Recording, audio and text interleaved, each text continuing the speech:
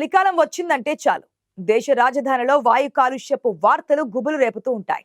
నిజానికి ఏడాది పొడవునా అక్కడ వాయు కాలుష్యం తీవ్రంగానే ఉన్నా వింటర్లో మాత్రం అది ప్రత్యక్ష నరకం చూపిస్తూ ఉంటుంది. ప్రస్తుతం ఢిల్లీ ప్రజలు అదే పరిస్థితిని ఎదుర్కొంటున్నారు. రోజు రోజుకు కాలుష్యం పెరుగుతుండడంతో జనం తీవ్ర ఇబ్బందులు పడుతున్నారు. ఓవైపు వాయు కాలుష్యంతో ఊపిరి తీసుకోవడం ఇబ్బందికరంగా మారగా మరోవైపు నీటి కాలుష్యంతోనూ సతమతమవుతున్నారు. యమునా నదిలో కాలుష్య స్థాయి సైతం విపరీతంగా ఉంటుంది. యమునా నదిని కాలుష్య రహితంగా చేస్తామని గద్దెనెక్కిన ఎన్డీఏ ప్రభుత్వం ఎన్ని ప్రయత్నాలు చేసినా యమునా నది పునర్జీవం సాధ్యం కావడం లేదు. ఇప్పటికీ అపరిమితమైన తెల్లటి నురుగుతో ప్రవాహం కొనసాగుతోంది. మొన్నటి దాకా విపరీతమైన వర్షాలతో సమస్యలు ఎదుర్కొన్న ఢిల్లీ నగరం కనీసం కాలుష్యాలు లేకుండా కొన్నాళ్ల పాటు ఎంజాయ్ చేసిందనే చెప్పాలి. ఎప్పుడైతే వర్షాలు వెనుకబడ్డాయో, చలికాలం ప్రవేశించిందో అప్పటి నుంచి ఢిల్లీ నగరం పొగమంచు కమ్మేసింది. దానికి తోడు దీపావళి పండుగ రావడంతో జనం హుషారుగా జోరుగా బాణాసంచా కాల్చి పడేశారు. ఢిల్లీ నగరంలో మొన్నటి దీపావళి సందర్భంగా క్రాకర్స్ కాల్చకుండా చర్యలు తీసుకోవాలని సుప్రీంకోర్టు సూచించింది. కేవలం గ్రీన్ క్రాకర్స్ మాత్రమే పరిమితంగా కాల్చడానికి అనుమతించింది. అయితే ఢిల్లీ చుట్టుపక్క ప్రాంతాలలో గ్రీన్ క్రాకర్స్ తో పాటు అన్ని రకాల బాణాసంచా విక్రయాలు విచ్చలవిడిగా సాగాయి. జనం అధికారుల హెచ్చరికలను బేఖాతరు చేస్తూ పండుగ జరుపుకున్నారు. చలికాలం అవడంతో ఎక్కడి కాలుష్యం అక్కడే పేరుకుపోయింది. దాంతో ఢిల్లీ వాయు కాలుష్యం యథాతథంగా కొనసాగుతోంది. వరుసగా మూడో రోజు కూడా గాలి నాణ్యత సూచిక చాలా పేలవమైన కేటగిరీలో నమోదైంది.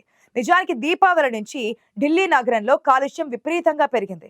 ఇవాళ రాజధాని ప్రాంతంలో ఓవరాల్ AQI 309గా ఉన్నట్లుగా సెంట్రల్ పొల్యూషన్ కంట్రోల్ బోర్డు తెలిపింది.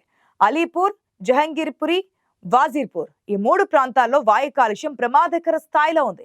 అక్కడ వరుసగా AQI లెవెల్స్ 241, 404, 404గా నమోదైంది. నగరంలోని 39 ఎయిర్ మానిటరింగ్ స్టేషన్లలో గాలి నాణ్యత పూర్, వెరీ పూర్ మధ్య ఉంది.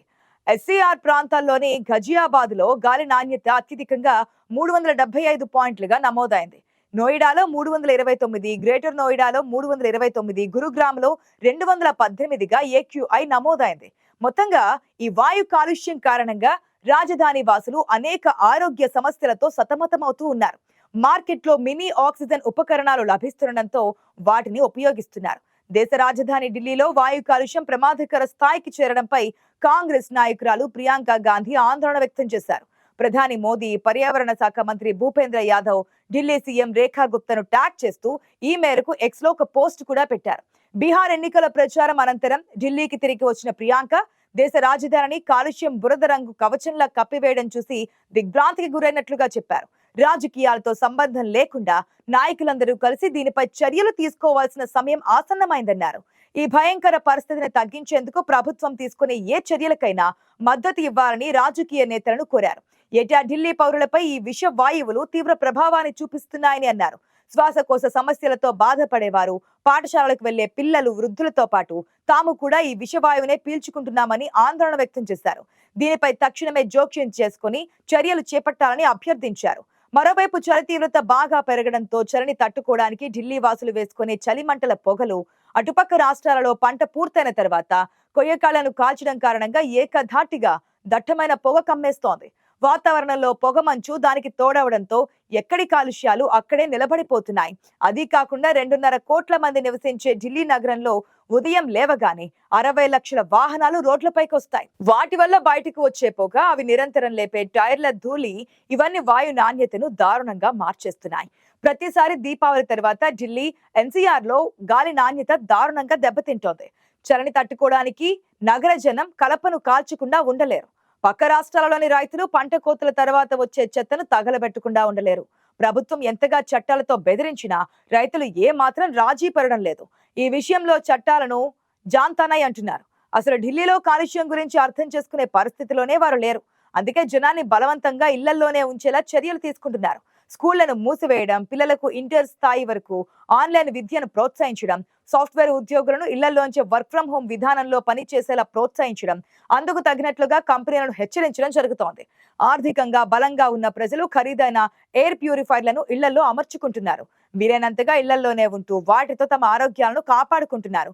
కానీ ఇలా ఎంతకాలం అన్నది ఖరీదైన ప్రశ్నగా మారింది. గతంలో ఈ సమస్యకు పరిష్కారం కోసం ఢిల్లీ ప్రభుత్వం గాలి నాణ్యత నిర్వహణ కోసం ఒక కమిషన్ను ఏర్పాటు చేసింది. వారి అధ్యయనం మేరకు అనేక కొత్త విషయాలు వెలుగు చూశాయి. అవి ప్రభుత్వాన్ని మరింత అయోమయంలో పడేసేలా చేశాయి. అవేంటంటే, ఢిల్లీని వేధిస్తున్న కాలుష్యపు మూలాలు కేవలం ఒక్క చోటు నుంచి రావడం లేదు. పైగా మొత్తం ఈ ఉద్గారాలు ఏడాది పొడవునా లేదా కొన్ని రోజుల్లో అన్నట్లుగా స్థిరంగా ఉండడం లేదు. అవి నగరంలోని వివిధ ప్రాంతాలతో వివిధ రకాలుగా ఉద్భవిస్తున్నాయి. సంవత్సరంలో ఏదో ఒక కాలంలో, రోజులో, ఏదో ఒక సమయంలో ఏది తెలియకుండా ఉద్గారాలు వెలువడుతున్నాయి. వాటి తీవ్రత కూడా స్థిరంగా ఇంతానే ఉండడం లేదు. ఈ నేపథ్యంలో ఢిల్లీ సర్కార్ ఏ నిర్ణయం తీసుకోవాలన్నా వెనుక ముందు ఆలోచించక తప్పడం లేదు. ప్రస్తుతం దేశ అత్యున్నత న్యాయస్థానం ఈ విషయంపై నిలదీసే సమాధానం చెప్పలేని పరిస్థితిలో పడింది సర్కార్.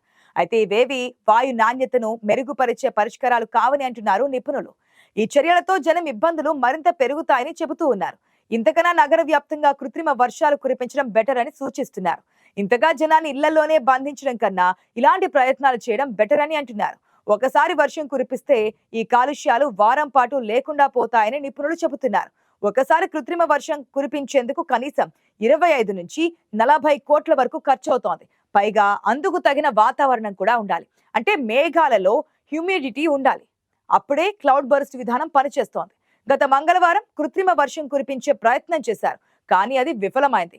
క్లౌడ్ సీడింగ్ ఉపయోగిస్తున్న సెస్నా విమానాలతో మొదట ఐఐటి కాన్పూర్ ఎయిర్ స్ట్రిప్ నుంచి, తర్వాత మెరాట్ విమానాశ్రయం నుంచి ఢిల్లీలో క్లౌడ్ సీడింగ్ నిర్వహించారు. ఈ విమానాశ్రయాలు కేక్రా, బురారి, నార్త్ కరోల్బాగ్, మయూర్ విహార్, సడక్పూర్, భోజ్పూర్ ఇతర ప్రాంతాలలో క్లౌడ్ సీడింగ్ కోసం హైడ్రోస్కోపిక్ ఉప్పును ఉపయోగించారు. ఈ ఉప్పును ఆకాశంలోని మేఘాలపై చల్లడం ద్వారా మేఘాల్లోని నీటి బిందువులను ఆకర్షించి వాటిని పెద్ద బిందువులుగా మార్చి వర్షం కురుస్తోంది. కానీ ప్రయోగాలు జరిగిన రోజు వాతావరణంలో తేమ వర్షానికి అవసరమైన దానికంటే చాలా తక్కువగా ఉంది. ఢిల్లీలో చలికాలంలో పొగమంచు కారణంగా వాతావరణంలో తేమ తరచుగా తక్కువగా ఉంటుంది. ఇది వాతావరణంలో తగినంత తేమ లేకపోవడమే ఈ ప్రయోగాలు విఫలమవడానికి కారణమని అంటున్నారు. వర్షం పడడాన్ని సక్సెస్ కు ప్రమాణంగా తీసుకుంటే ఢిల్లీలో క్లౌడ్ సీడింగ్ ద్వారా కృత్రిమ వర్షాన్ని కురిపించే ప్రయత్నం విఫలమైంది. రాబోయే రోజుల్లో తగినంత తేమ కనిపిస్తే తప్పకుండా ఈ ప్రయోగాన్ని మళ్లీ చేస్తామని అంటున్నారు అధికారులు. ఇది కృత్రిమంగా వర్షం కురిపించేందుకు భారత్ లో దేశీయ సాంకేతికతను ఉపయోగించి చేసిన మొదటి ప్రయోగమని చెబుతున్నారు. చైనా ఈ రంగంలో ప్రపంచంలో ముందంజలో ఉంది. అక్కడ ఇప్పుడు క్లౌడ్ సీడింగ్ కోసం ఏఐ సాంకేతికతను కూడా వినియోగిస్తున్నారు. అక్కడ లక్షల చదరపు కిలోమీటర్ల ప్రాంతంలో ఈ ప్రక్రియ జరుగుతోంది. 2025 నాటికి 55 లక్షల చదరపు కిలోమీటర్ల ప్రాంతాన్ని ఈ కార్యక్రమం పరిధిలోకి తీసుకురావాలన్న లక్ష్యాన్ని చైనా నిర్ణయించుకుంది. అయితే అది పూర్తిగా సాధ్యపడలేదు కూడా.